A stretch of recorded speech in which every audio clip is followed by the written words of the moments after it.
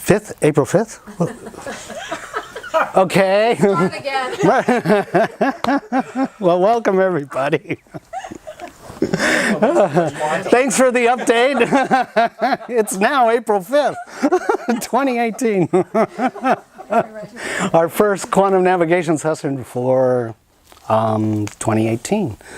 We did have the 2-day workshop back in January, and we're going to continue on from last year's sessions. So there's going to be a bit of review tonight of some of the materials that we've gone over in the past. But first of all,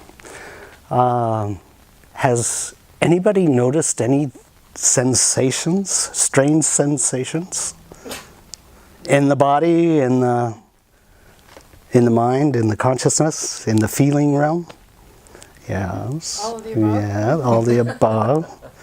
Ringing in the ears? Yeah, me too. Lots of ringing in the ears. Temporary, very uncomfortable pains that seem to migrate and then disappear. Right? What's all that about? Age. Sorry. True. Obviously, there's a lot of things that are going on, and they can account for some of these issues. But what I'd like to go over tonight is some of the things that I think are really relevant to what we're experiencing, and why we took the road we did in trying to understand a lot of the precursory materials we went over, such as stories, and how emotions work with stories to create belief systems, and then how those belief systems begin to be utilized by our inner tyrant, because it's all coming up now. And some of these issues that we're experiencing are about the frequencies that are increasing. And so, in order to try to explain about some of this stuff, I want to go back to about a year ago. I was with my friends. Many of you know James Walker. We went to South Mountain on an adventure because he was sensing an increase in the frequency beaming from some of the power spots. So of course, as being adventurers, we wanted to go to the power spots and go check these out and see for ourselves what's happening with the increase in the frequencies at these power spots that are overlooking the valley of Phoenix. So when we got there, South Mountain, we were up on the top, and we located a power spot, which isn't hard to do. We located a power spot and we sat down and did a meditation there. And while we meditated, I was surprised because Mother Earth came up immediately and began communicating. Part of her communication was that she was giving advanced notice that she, being the custodian and manager of all of the infrastructure, the networks of ley lines and power spots across the entire globe, she informed that there would be 2 different effects that are going to be dramatically noticed. One is there's going to be an increase in the intensity of the frequencies. Okay? Yay. The second, which is kind of unusual, is that not only would the frequencies be intensifying, but the range, the frequency spectrum itself, there would be a greater amount, a greater amalgam of these frequencies coming into the earth and being disseminated out through all of the power spots and ley lines. And as a result, each and every person would be feeling this intensification of the frequencies and an increase in the spectrum of frequencies. And this would have 2 different effects on us as human beings. In one case, the increase in the frequencies would intensify the doer. The doer, the actor, the mind, and the ego, they're all associated with the doer. This aspect would be experiencing greater invitations to move into attempting to manage a greater range of chaos and bringing it back into order. Anybody experience that? No. She said this would be like walking up to a hurricane or a tornado or a cyclone and beginning to experience the dramatic effect of the spinning and all of the detritus that would be in that volume of spinning walking up to the wall. So she said, it's designed that way for a reason. And the reason is to help you give up. Where's your end zone? What is your limit before you begin to search for a new way? Before you seek centeredness, before you seek moving into stillness. So, she said, in the second effect, remember, this is a year ago, she said, in the second effect, with the greater range of the frequencies, the spectrum of frequencies that will now be coming out of the power spots and ley lines as a distributor, she said this would have an effect on the beer. The beer is the one that surrenders, moves into stillness, experiences fulfillment. So this is like moving past the wall of the cyclone and moving into the inner eye where it's nice and still. And you have gradients of greater stillness until you're completely centralized inside of that space. When you're in the beer, it doesn't matter how much the frequencies increase, because you're in the perfect space, harmonized mentally and emotionally, and with all of the training that you've been investing in yourself about disentangling from false stories, incomplete false stories and their emotions, as well as the belief systems that they create about you, then you can begin to disassemble the control rods to the inner tyrant that keeps pushing you. So what that means is, by being in the stillness, by being in the beer, you can abide. Because you instantly take the story or the emotion that's coming for resolution, because they're yours, because they're created back when you were a child and before. It's up to you to allow them back to begin to disentangle them, untie the knot, and allow the energies to come back to peace.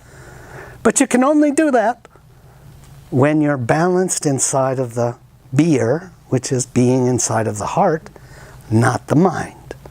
The mind cannot do it. And remember, in our earlier delineation between mind and consciousness, mind is illusory and finite, whereas consciousness is infinite and eternal. So consciousness is the summation of harmonizing mind and emotion so that they're in the stillness. And when you're in the stillness, you naturally send out the frequency for calling your dissociated parts back home. as they come closer, you can feel the entanglements. And so by sitting inside of the beer, in the stillness, in the quantum, in the self-love, you have patience for these knots we tied when we were a child. And so we can disassemble the story. The architecture of dissociation includes the story, the emotion, because they work hand in hand to support each other and keep you entrapped inside of the mental merry-go-round and emotional roller coaster, which inevitably keeps you on the hamster wheel of duty, obligation, self-sacrifice. And that is controlled by the inner tyrant. So this architecture then can be disassembled if you've had the time and practice and familiarization of taking a story, finding its emotional complement that validates it and keeps it empowered. Take the story out of it. Contraction is only contraction. There is no story. And from that, you disassemble the belief system, and so you start taking away the control mechanisms of your own inner tyrant. And this is hugely important because now at this time, the ramping up of the energies is going to continue. There's another effect that's happening, and this is going to continue. So it's up to us to begin to start to spot it, smell it. You got it at a distance. I smell you coming.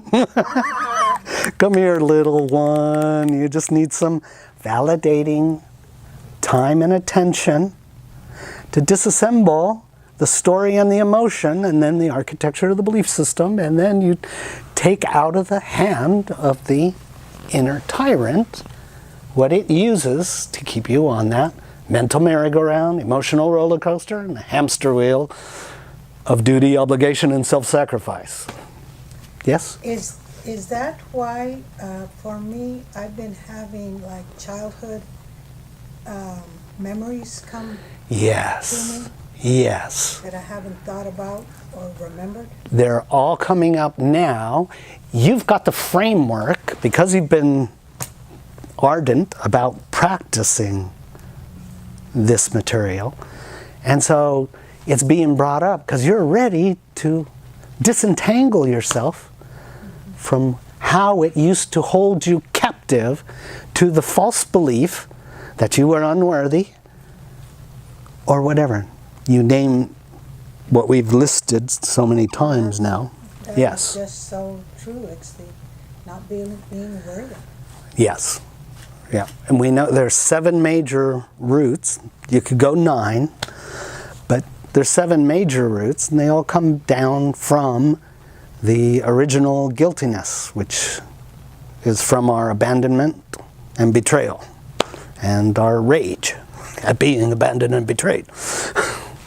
But it's simply because we forgot. But yes, now is the time. It's all of these are coming up, and as I started saying earlier about these migrating aches and pains that are aggravating and then they disappear. Because part of these are the emotional entanglement, the psychological and emotional entanglements, and where we hold them in the body highlights what root they are in our core issues. Okay? And so when we're in that space of acceptance and non-judgment, we can see that how we polarize, good or bad. Polarization is simply, as a child, couldn't understand it, so it's either good or bad. And we've been trying to rectify these assessments we've made about ourselves and reality that are polarized, highly polarized. And as long as we're polarized, we're not going to find the resolution.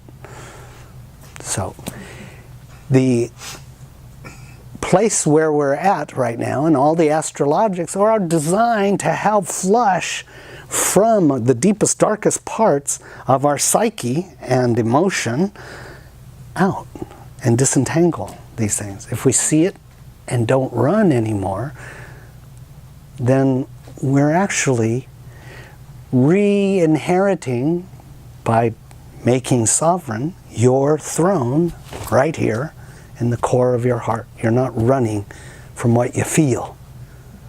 Yeah. Okay, so does that answer that question? Okay. All right, so to understand from another perspective about a little bit about sort of the astrologics. You remember this graphic here, the 26,000 year cycle. 13,000 years were above the galactic disk, 13,000 years were below the galactic disk. At 2012, we came up into this area, the mid-range. That helped us begin to really start to feel the effects, the centrifuge effect of time. And that centrifuge effect of time, when we started over here, it was really, really slow. So we can show the cycle of time is really, really slow from over here. But as it got closer to the galactic disk, it started to speed up. And creating a centrifuge effect has, for us, we start to experience how trying to control the reality externally starts to fall away. The doer. And it tries to manage the external reality by placing ever more emphasis on control. But the centrifuge effect is working against you, so you're starting to realize, I can't really control anything out there. Too many things are happening all at once. But it's having a phenomenal effect of helping us to let go and turn our perspective to the internal cardinal points for our evolution, which is moving from the fast cycle that I was talking about earlier, the wall of the cyclone, and trying to manage all the details that are being chaotically spun about. When we let go of the external and move to the internal, we're moving from the doer into the beer. As we're moving into the beer, something unique is happening. All of these weird sensations that are happening in our body is having an assisting effect, because as we've moved up in here, and I said it's going to increase, it's going to keep, this effect is going to keep increasing. And so we could do this and put in there some gradients. And if I would colorize these gradients, we could say there would be like a rainbow effect of densities.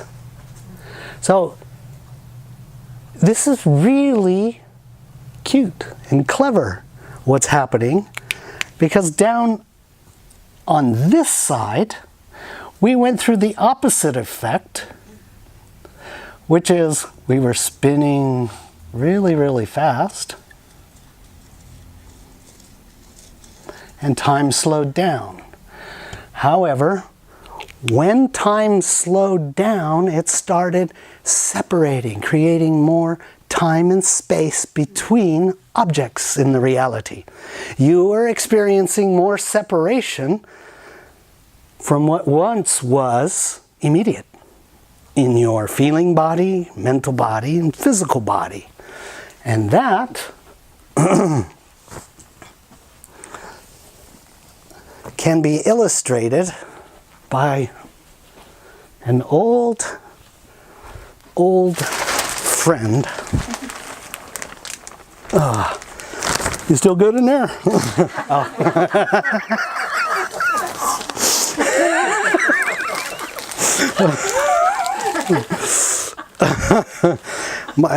In this reference, I'm meaning the sacred geometry.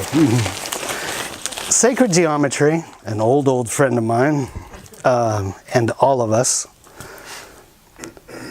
are the unique building blocks in creation. Everything from viruses all the way up, atoms and so on, have these as their building blocks.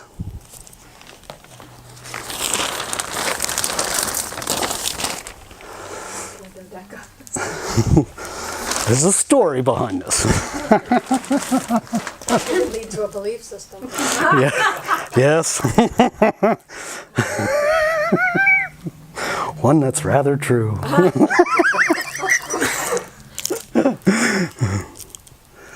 Okay, this is a little more of the shape of a dodecahedron. At any rate, there's a uniform amount of these platonic solids, and they have been instrumental in helping understand the physics of the reality, even the metaphysics of the reality. We could ascribe every one of these to the different chakra system in the body. Since they make, this is the underlying template of anything in creation, you can go back and see these as their inherent atomic patterns. Ironically, it's also with consciousness patterns, energy patterns. Cymatics, if you've ever seen cymatics, you could see some of these forms in the changes of frequencies on the metal plate that the sand starts to configure. And in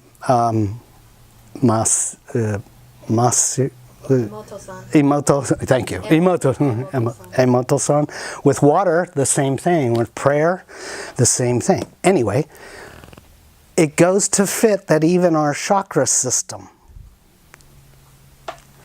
follows these patterns. There's the solfeo, do, re, mi, fa, sol, la, ti, do, 2 octave, so that's 8.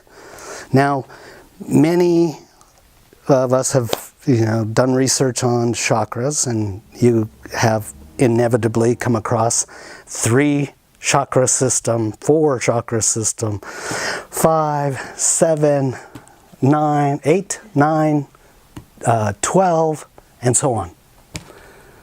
So if you use an 8 system, which is solfeo, you can see 2 octaves. And remember, we went over quite a lot of material showing how everything inside of us is part of duality. So in the 2 octave system, we have 2 different things that are apparent inside of our chakra systems. However, one could say that each chakra system, just like this, contains all these and more. That's the truth. So, I'm bringing these out for one reason. When it slowed down, when time was slowing down on this opposite end, it had the effect of dropping. This one here is the most spherical. This is what they use to describe the Christ consciousness grid. And there's a very good reason why it's this and not the schlumpy dodecahedron. This just represents unconscious unconditional love. This is conscious unconditional love, self-supportive. This leans on whoever it can, whoever it's near. And same thing with, there's only 2 forms that can't hold themselves. This represents mentality. And a lot of people that are so mental, they don't realize what a burden they are on other people. Anyway, these 2, you can be the same way, very unconscious with your loving attitude and depend on everybody else to support you. because you're trying to be spiritual. So that's how you rationalize, well, I can lean on whoever I want. It's convenient for me. But that's not this. That's not conscious unconditional love. So at any rate, out of conscious unconditional love, which is this symbol, which is more spherical than all the others, it's combining both. It's integrated both. But at this point in the reality, what it did, let's use a different color, is it began a process of separating, elongating, stretching, moving out. So at this area here, we're having all these astrologics helping to assist each and every point inside of us. And we could say that this frequency band here is very much like a sine wave path.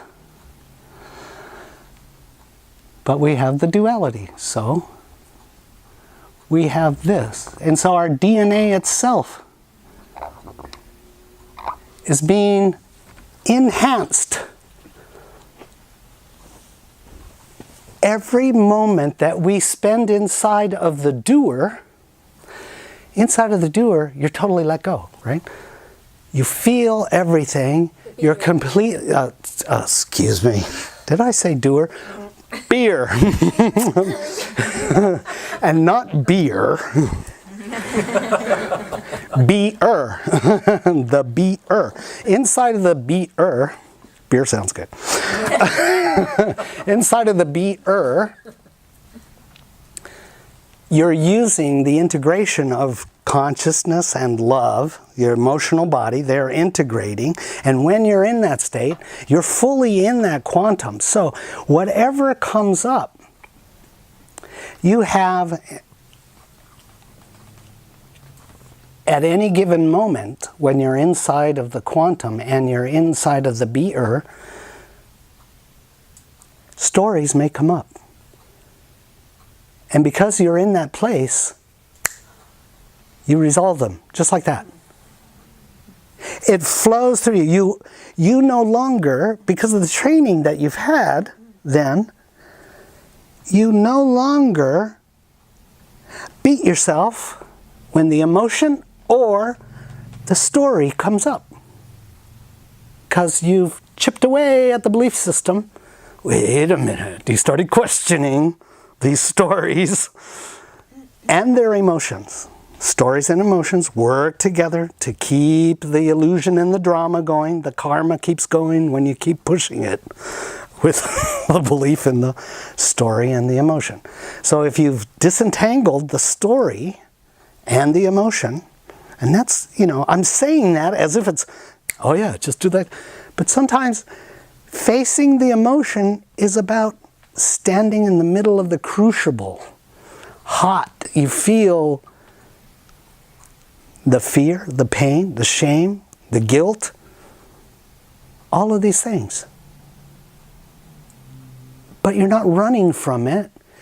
Instead of running, you're accepting it. Yeah, that's part of the process of the stories that I bundled together with the emotions and used to beat myself. So if you're going to be in the quantum, the stories can come back home, but they need validation and compassion. They need you to validate, yes, because I was unconscious, I created it. It's okay. Come on back now.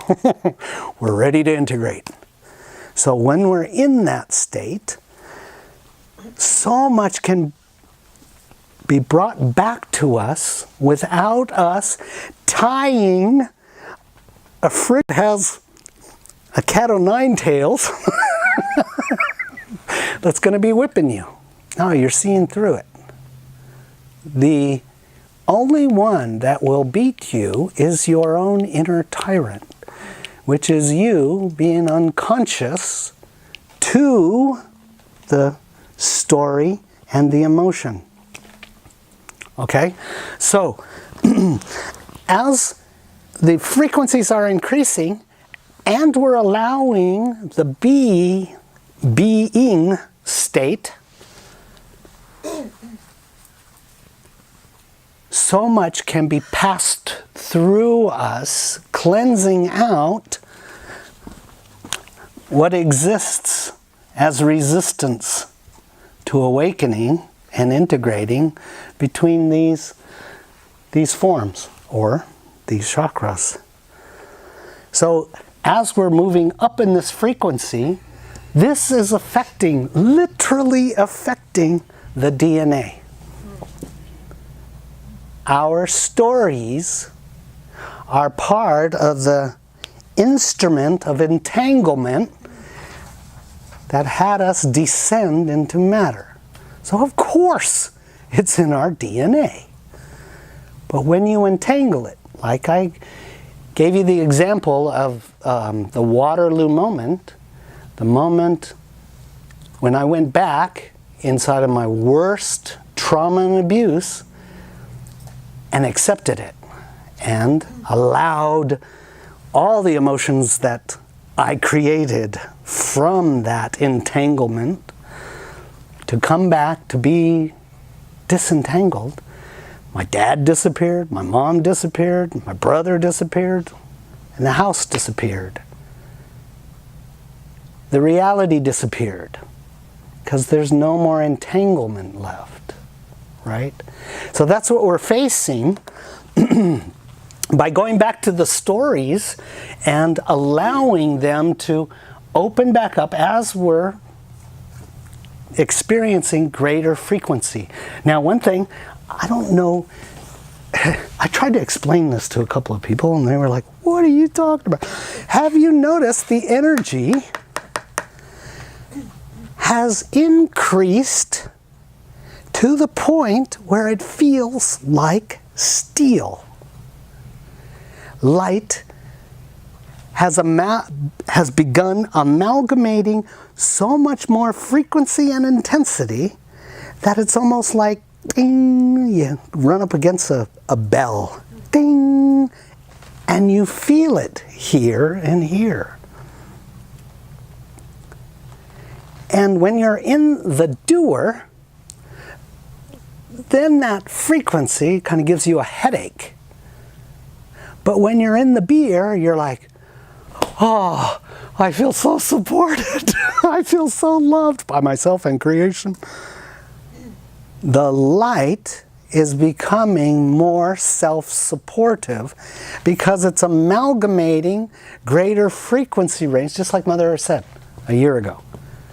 It's now coming to the point where it's crystallizing in the intensity and frequency to become steely.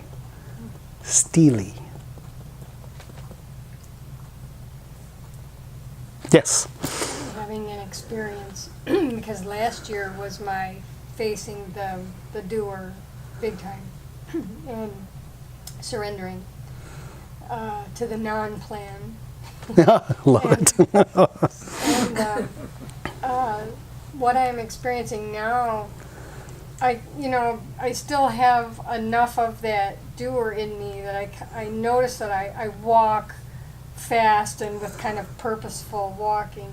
And my higher self every day catches me walking fast and says, slow down your walk. And as soon as I tune into that and slow down my body and walk in a different way, I just drop into almost a meditative state. Yeah, that's it. Profound, and it That's happens it. every day. I'm really noticing every day getting told to slow down and be present in my body and be present with everything that's around me and to take the head space out of it and be in the beer space. Yes. It's really been major. Yes. Something so simple as changing my gait. What you're speaking about is so important. Tonight's evening session, I entitled it, what did I entitle it?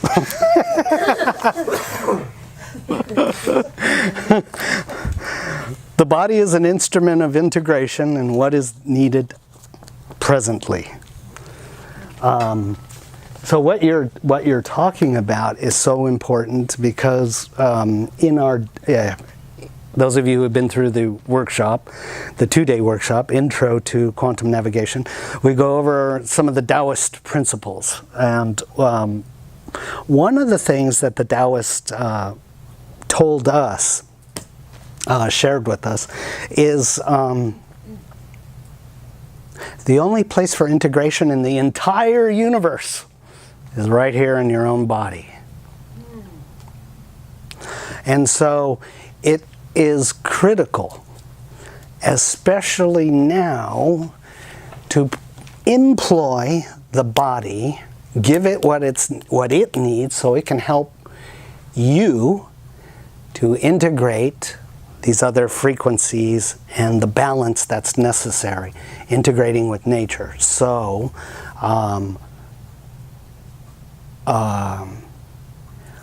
things like adding running 33 minutes. When you run 33 minutes, there's a really good reason why 33 minutes is helpful for the body, and that is the meridian systems and the 12 organs from Taoist training. When you're running, after 33 minutes, unfailingly, it opens up all the meridians and starts balancing all of the organs. So your energy, your chi flow, ki flow through the body is magnified. After that, it's really good then to sit and meditate. Because prior to that, you're going to be fighting. Spirit wants one thing, mind wants another thing, body wants another, emotions wants to go in another direction. And so there's disharmony between the components. But when you bring the chi into the body, it naturally starts to integrate mind, body, and spirit all into one. And then your meditations become easier. So it's easier to get to the quantum, and then while you're in the quantum, allow whatever these stories and issues to come back up, allow them to resurface and be present with them, because they're training you to move into the center of the heart, the eye of the needle, and the center of the diamond within that. And that's what we're reclaiming. Things like yoga, really good to assist in balancing the energies in the body. Going out in nature, spending at least an hour in nature. These things are critical. If you can get to a power spot, though, oh my God. Power spots are absolutely phenomenal for helping you to bring in greater energy and clearing and balancing of the different circuitries inside of the body. Yes? And this might be a segue. With those power centers that you talk about, you mentioned at the beginning it's easy to find those when you're out in nature. Yeah. Is that a whole separate subject, or would you have almost a course? No, because I do go hiking a lot. It'd be interesting to learn. Yeah, I have a class on that, a 2-day class where we specialize in helping the individual feel the integrated energy, and then train them about where they sense it, because each person is different. They may use a different center to sense the different power spots. But, yeah. You can learn how to do it, for sure. Yes, yes. So yes, adding a physical practice to your regimen is absolutely essential. In this last few weeks, I've been trying to run 2 to 3 times a week, and everything is just so much easier. to balance, to maintain centeredness. Because in that time that you spend in the quantum, you're giving to you, you're rerouting into source. But you're also training yourself to let go of the filaments, fibers, and attention connection we have to 3D running your guidance circuit, and then learning to place those highly refined sense instruments into the greater cosmic net. Cosmic net? Galactic net? Internet. Galactic internet. Over the past few, I had no idea what I was going to be sharing with you guys, but as I began the running, and then they would give me a little bit, and a little bit more, and a little bit more, and they showed me all this stuff, and I went, oh, okay, I'll share it. But I've noticed some of the other things I used to do statically have become even more difficult. It's been a little more difficult to move into the depths of meditation, the depths of peace and spaciousness and fulfillment without adding the body component. So adding the body component is really critical. Why? Well, I learned this in my class coming up. By the way.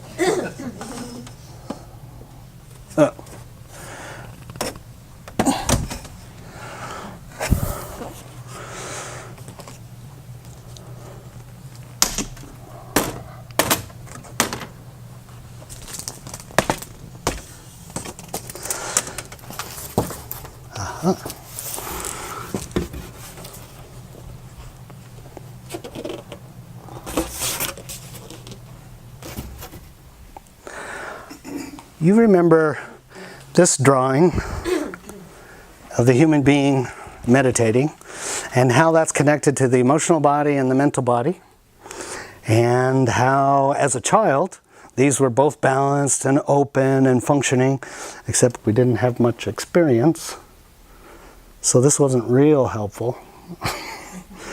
It was just open. But in the emotional body, we were so sensitive, and as we experienced trauma, pain, and so on, it started contracting, and as it contracted, the mental body started increasing. And so as the mental body increased, we started thinking about our feelings instead of feeling our feelings, because it's safer and it didn't hurt. So as this contracted, it left all of the painful memories and issues in here. The inner child remembers every issue, but it needs the adult to help it move out of polarization. When it moves out of polarization, it resolves issues. As we resolve issues, then we realize there is no story. No matter how much contraction you feel emotionally, there is no story to imbibe and ignite the reinstigate the story or the emotion. So then we can experience moving into complete darkness and not have a story, not have an issue. Because you found the magnetic, loving, integrating force of your adult and your inner child coming together, rather than staying at odds with each other, maintaining opposition, competition, and attempting to dominate, then when they find peace, then peace is here instead of externally looking for it. So consciously you woke up to the need of the two coming together. So in this, we've been over this quite a number of times, this is Purusha, the balanced, integrated dualities coming together as paradox, infinite paradox. They found home. And here is where they experience unconsciousness and separation. So,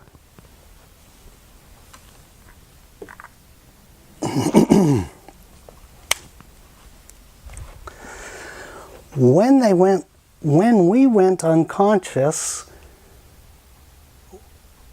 we forgot, right? We forgot Purusha we were supposed to separate from Purusha. We were supposed to feel disconnected. But in that disconnection, we made a story, we were abandoned. But this cannot abandon this. It's made from the one. Remember I showed you the balloon, how the balloon, when you twist it and allow one side to go unconscious, it's still the same, but one side went unconscious, right? So the abandonment and betrayal, creating the rage, and then the powerlessness, helplessness, hopelessness, neediness, worthiness, and such. These are all stories. Unconscious stories, okay? So that root system that I just described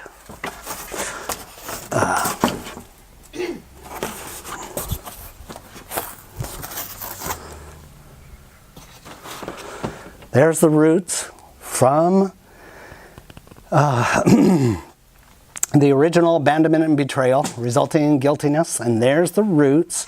The roots go through the rage band and then down below into the more surface emotions like simple guilt, pain, anger, grief, blame, so on and so forth. As you can see, this root system is here. When we went down in here,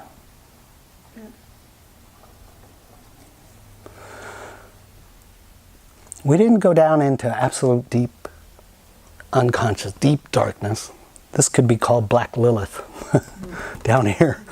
We went into this band here, but far from the equatorial regions. However, it's from this section, the void, the unconscious, that it has the roots of unconsciousness.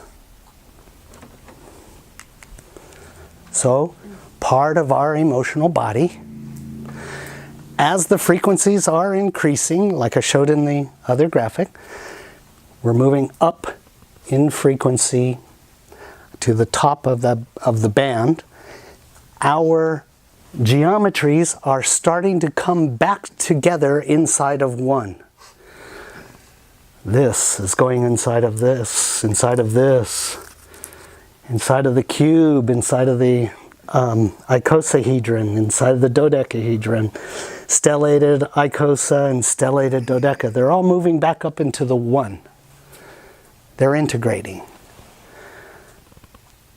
Something is happening for us right now that's really important to get, and that is all the work you've done with disassembling the stories and the belief systems and the work of the inner tyrant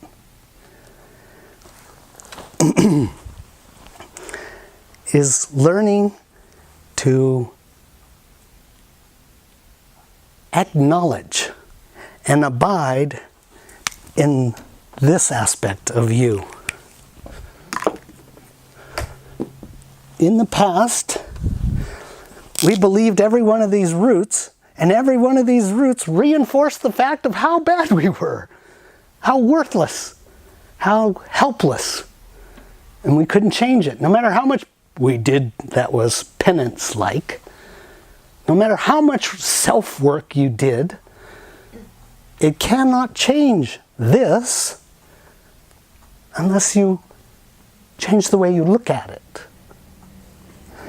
If you accept that these are roots and you are branches as well as roots,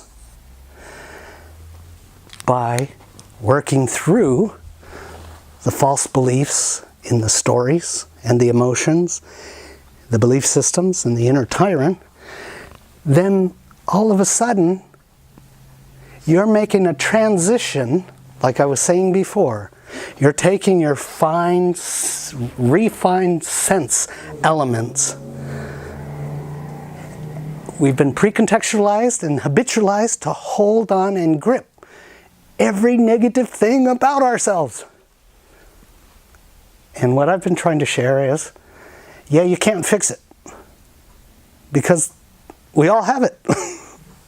It's perfect. Yeah, it's flawed. Accept it.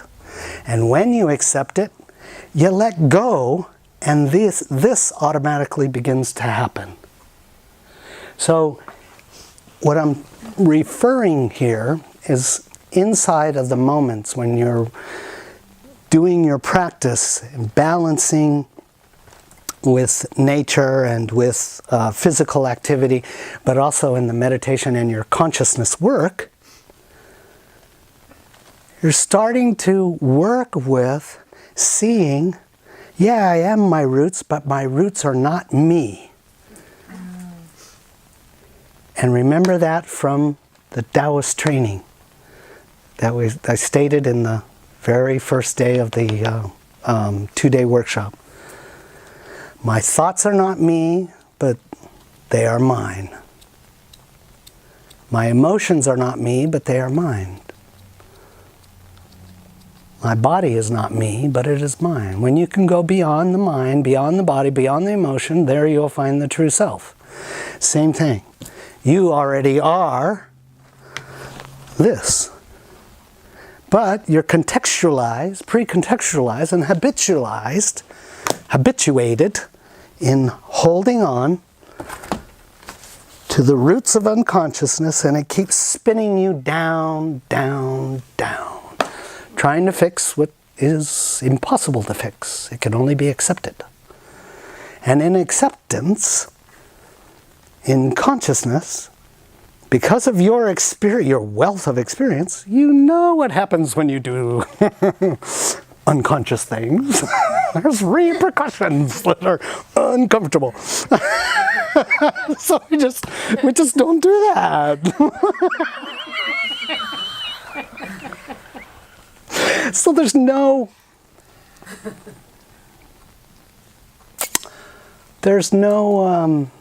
fear then that you will somehow meet a situation in such unconsciousness that you're going to do so bad.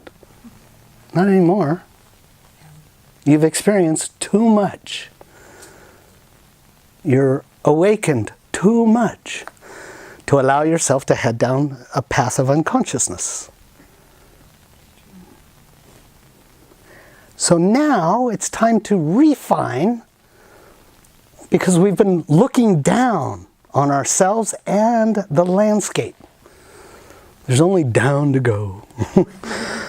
No. There's a huge wealth to rise to that's naturally and already you. And so tonight, we're going to take a break in just a little bit, and we're going to do our meditation. And within the meditation, if you can observe whatever arises, and also watch to see that you don't have any instigation to run, but just to meet it. Stay in the center of your feeling body and allow it. And as it arises, it pulls together the two dissociated components. And you, the steward of your many dualities, they're like inner children that need the validation and education that you provide to evolve your ability to maintain sitting in the diamond in the heart. No longer polarizing, but disassembling the false architecture of polarization and duality. You are all things. And when we see that, and we start to disentangle, then what happens is the experience of this body expands, and this body expands, because we sit here. Every one of us sits right here between the vast realms of Purusha and void. We are everywhere in superposition, but we're entangled right now to finish this journey we've taken, the most exciting journey. Says who? It's got more thrills than you could ever hope for. Anyway, any questions? No? Okay, we're going to take a break, and then we'll do meditation. Okay, we're back from break. I got one more thing. Spirit wants me to share this part, and so I will. Those of you who are recently in the 2-day workshop will understand the metaphor I'm about to use, but we're going to talk about PMOD.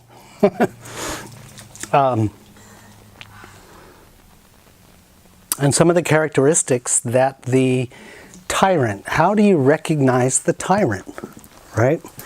Oh, thank you. Well, our tyrant, and how do you recognize the tyrant, and what do you use to resolve the grip or the machinations or the promulgations of the inner tyrant? Well, I wrote down a couple of things to clarify and simplify some of the characteristics of the inner tyrant. The inner tyrant has an OCD, obsessive compulsive disorder, element to it. So OCD, simply put, I know you can get into a greater definition of it, but it's repetitive thoughts that won't subside, leading to compulsive and or strict behaviors and rituals, replacing bad thoughts or actions with good ones repeatedly until one feels safe. Okay? Narcissism. Tyrant, inner tyrant has narcissistic tendencies. So narcissists tend to fend off inner emptiness, insignificance, defectiveness. Remember the chart I was just showing? Worthlessness, powerlessness, helplessness, hopelessness. Defectiveness. Remember I was talking about doing the penance? You've done sufficient penance to make up for your defects, etc., by seeking circumstances of validation, control, and specialness, often resorting to belittling others by focusing on their flaws to maintain superiority. Sounds like a few people we know. Is that like a bully? That's like a bully, exactly. And sociopath, I'm only naming 3, but we could go on for inner tyrant characteristics. Sociopath. Sociopath is a long-term pattern of manipulating, exploiting, or violating the rights of others for personal gain, and quick and easy to anger.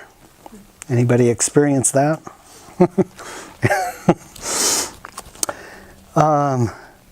So, why the heck would we need portrayals, models of this type of behaviors in our lives?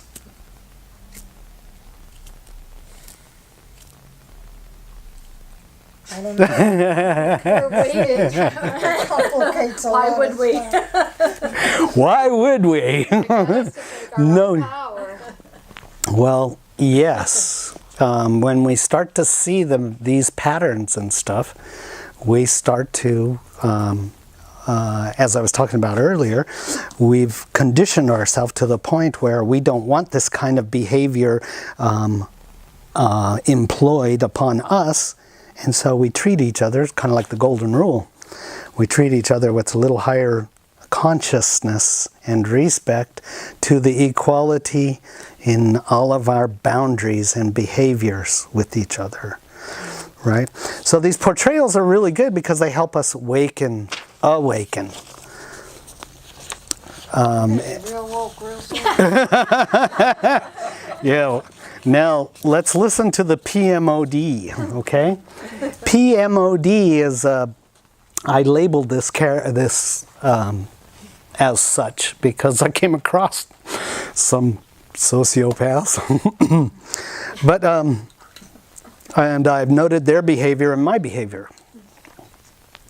And so in PMOD, number 1, P is for project. So a sociopath commonly uses for manipulation, it projects onto you a horrendous wrongdoing perpetrated by you and intentionally onto the sociopath. That's what the sociopath claims or charges on you. Because you cannot remember this occurrence, because that wasn't your intention and you weren't living that. That just wasn't you, right? But because of the way you are, you blame yourself first, right? So you can't remember the occurrence, so you're stunned at the projection of wrongdoing, and you begin going through an inventory. When can I have done that? So you start searching and replay the memory for corroboration. When the sociopath senses you're coming out of the confusion, they next move to M. M is manipulate. This stage is where the sociopath projects additional horrendous wrongs perpetrated by you and intentionally upon the sociopath, validating the initial premise. Aha, see, I logged it here, I logged it here, I logged it here, so it is you. Got my proof. To demonstrate how bad you are, an attempt to change the playing field so that they remain special and you are now something very low below them. Once again, because you cannot remember any of these behaviors or incidents, but you're trying to research this. When did I do that? How that? What? I don't remember. But, so you're sitting there going, blah, blah, blah, blah, blah, blah. When the sociopath senses you're coming out of the confusion, they move to the next stage, which is O. O is for overwhelm.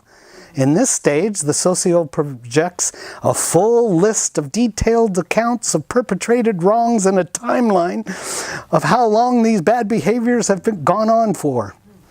When the sociopath senses you are sufficiently involved in the confusion, then they quickly move to stage D, because that's the coup de grace.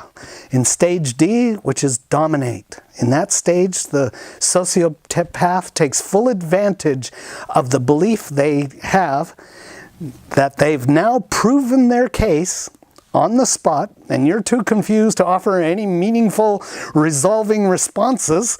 So, and because the sociopath has no interest in how right you are, just how right they are, and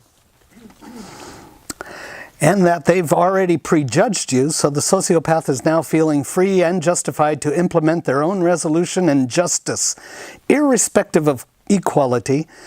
So the sociopath projects a list of demands upon you, obligating you to some form of subservience, self-sacrifice, and encroachment on any sense of equality and equal boundaries in your relationship. So that's the tyrant you're referring to, the sociopath. Bingo. Oh, Bingo. good. How does your own inner tyrant put you in PMOD process? That's what we're waking up to.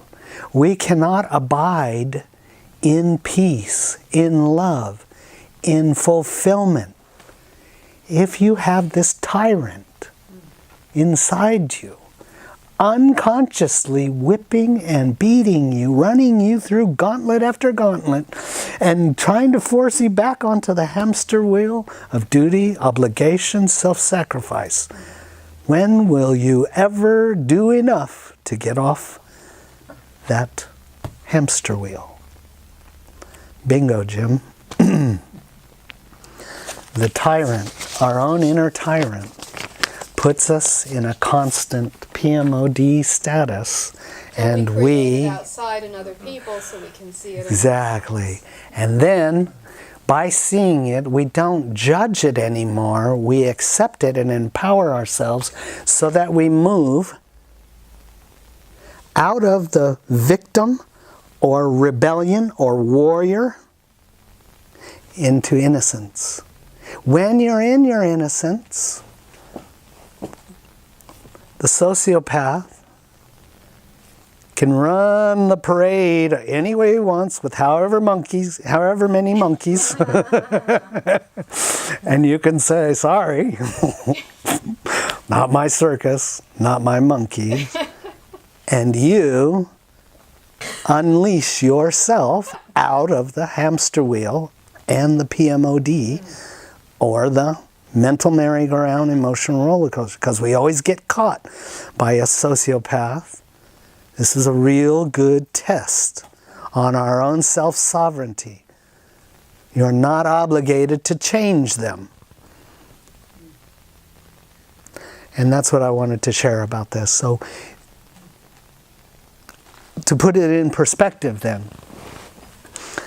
we're going through a period of time where moving into a balanced state by including physical regimen to our spiritual practice, in maintaining our spiritual practice, and also being in nature, also, and beauty helps you return balance to you so that you can sense when you're being caught up, invited, or hooked into any of the games and machinations of the inner tyrant.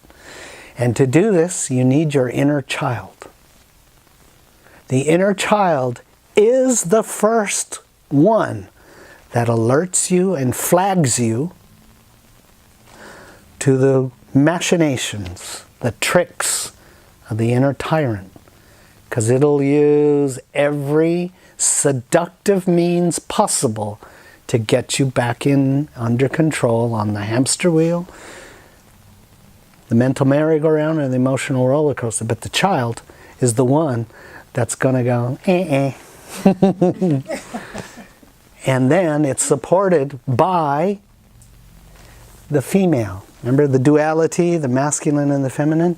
Part of the tyrant is part of the masculine.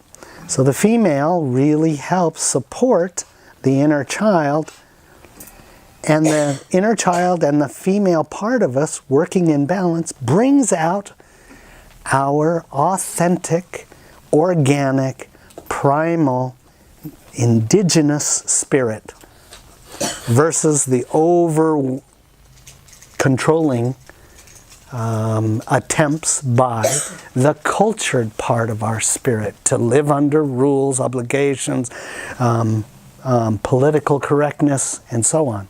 It can become so restrictive that it usurps the balance.